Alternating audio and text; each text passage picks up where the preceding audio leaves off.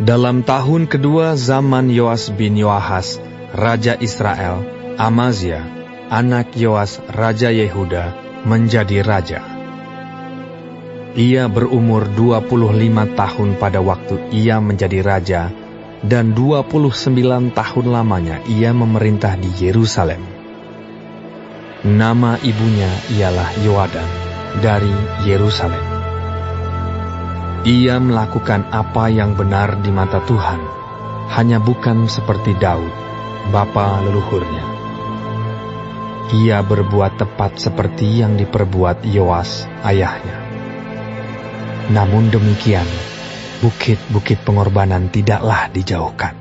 Bangsa itu masih mempersembahkan dan membakar korban di bukit-bukit itu.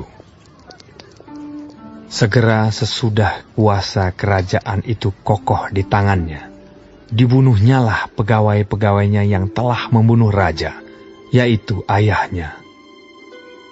Tetapi anak-anak para pembunuh itu tidak dihukum mati olehnya, seperti yang tertulis dalam kitab Taurat Musa, di mana Tuhan telah memberi perintah. Janganlah ayah dihukum mati karena anaknya. Janganlah juga anak dihukum mati karena ayahnya. Melainkan setiap orang harus dihukum mati karena dosanya sendiri. Ia mengalahkan Edom di lembah Asin, 10.000 orang banyaknya, dan merebut Sela dalam peperangan itu. Lalu dinamainyalah kota itu Yokteel. Begitulah sampai hari ini. Pada waktu itu, Amazia menyuruh utusan kepada Yoas bin Yoahas bin Yehu, Raja Israel, mengatakan, "Mari kita mengadu tenaga." Tetapi Yoas, Raja Israel, menyuruh orang kepada Amazia, Raja Yehuda, mengatakan, "Rumput duri yang di Gunung Libanon mengirim pesan kepada pohon aras yang di Gunung Libanon. Bunyinya, berikanlah anakmu perempuan kepada anakku laki-laki menjadi istrinya.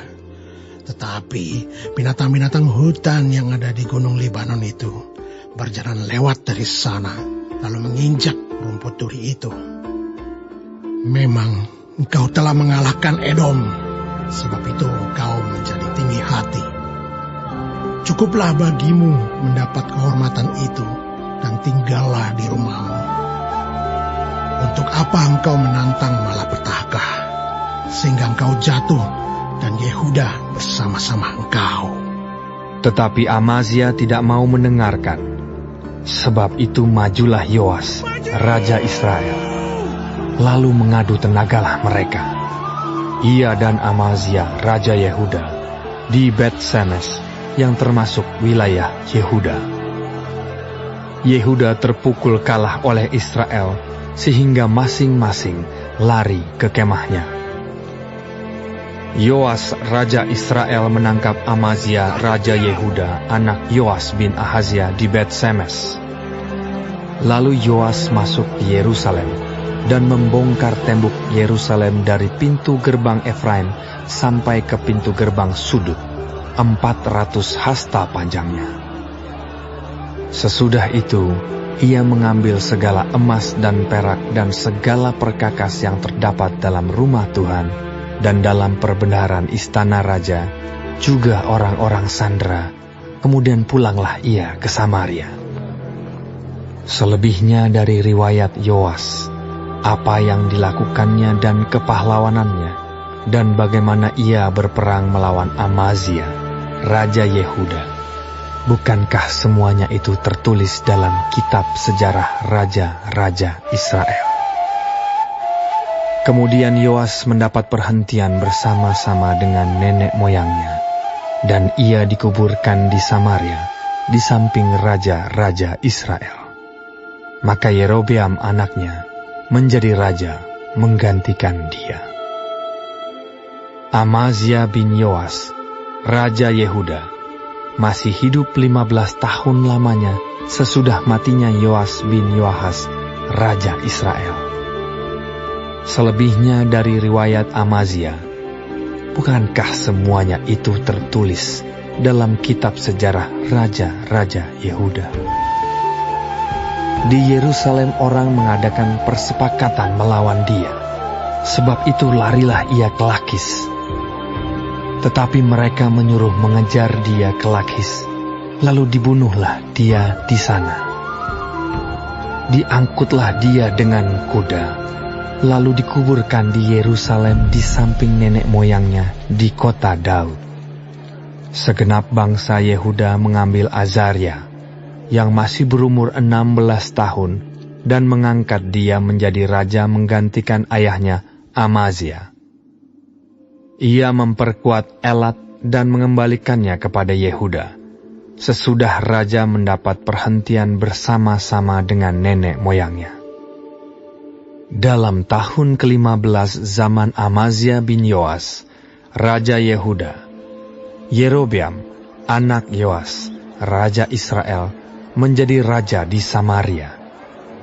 Ia memerintah 41 tahun lamanya. Ia melakukan apa yang jahat di mata Tuhan. Ia tidak menjauh dari segala dosa Yerobeam bin Nebat yang mengakibatkan orang Israel berdosa pula. Ia mengembalikan daerah Israel dari jalan masuk ke Hamat sampai ke Laut Araba sesuai dengan firman Tuhan, Allah Israel, yang telah diucapkannya dengan perantaraan hambanya, Nabi Yunus bin Amitai dari Gat-Hefer. Sebab Tuhan telah melihat betapa pahitnya kesengsaraan orang Israel itu. Sudah habis lenyap baik yang tinggi maupun yang rendah kedudukannya, dan tidak ada penolong bagi orang Israel. Tetapi Tuhan tidak mengatakan bahwa Ia akan menghapuskan nama Israel dari kolong langit.